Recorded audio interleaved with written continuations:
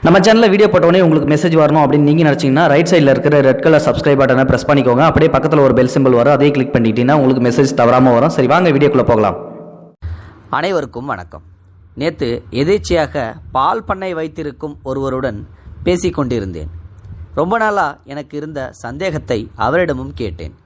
முன்பெல்லாம் ஒரு தெருவிலே நிறைய வீடுகளில் பசு இருக்கும், மேய்ச்சலுக்கு ஆள் வரும், எருமைகளும் நிறைய பசும்பாலுடன் எருமைப்பாலை கலந்து விற்பது சாதாரணமாக நடக்கக்கூடியது.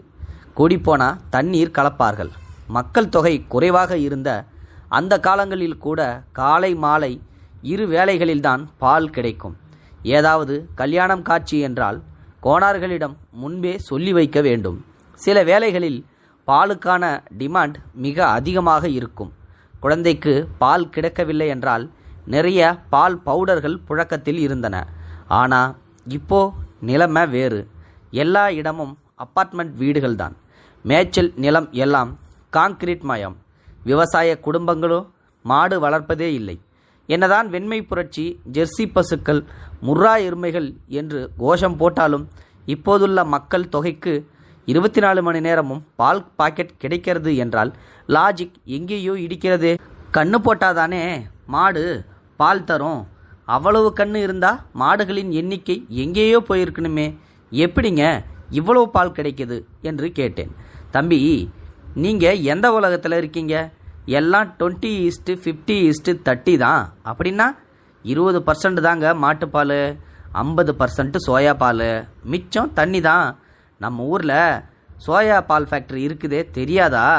இருக்கிற மாடுகளை வச்சுக்கிட்டு மாட்டுப்பால் மட்டும் கொடுத்தா ஆளுக்கு ஒரு ஸ்பூன் பால் கூட கிடைக்காது. நம்ம ஊர்லேருந்து தினசரி 80,000 லிட்டர் பால் சென்னைக்கு வேற அனுப்பணும். சொசைட்டி உத்தரவு. எப்படி முடியும்? எந்த தண்ணியை ஊற்றுவீங்க? ஊருணி, குளம், கம்மா தண்ணி தான்.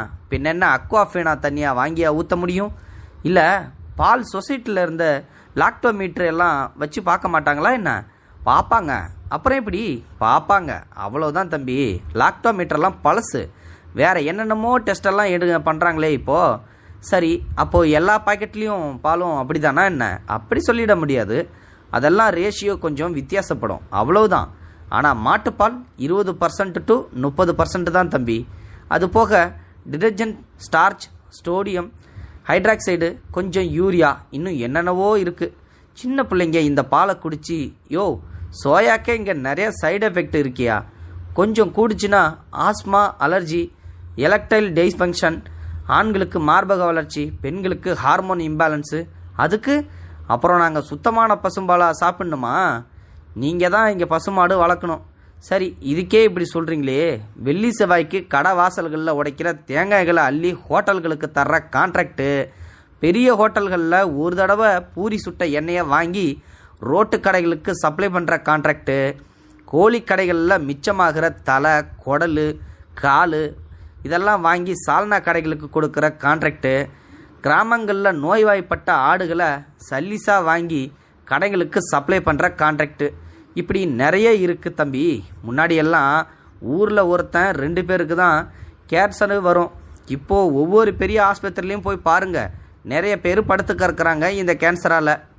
இந்த வீடியோ பற்றின கருத்துக்களை மறக்காமல் உங்களோட கமெண்ட் பாக்ஸில் சொல்லுங்கள். முடிந்தளவுக்கு இந்த வீடியோவை மற்றவங்களுக்கு ஷேர் பண்ணுங்கள். நன்றி, வணக்கம். இது போன்ற செய்திகளை உடனுக்குடன் நீங்கள் தெரிந்து கொள்ள மறக்காமல் எங்களுடைய சேனலை சப்ஸ்கிரைப் செய்யவும், கூடவே பக்கத்தில் வரும் பெல் ஐக்கானையும் கிளிக் செய்யவும்.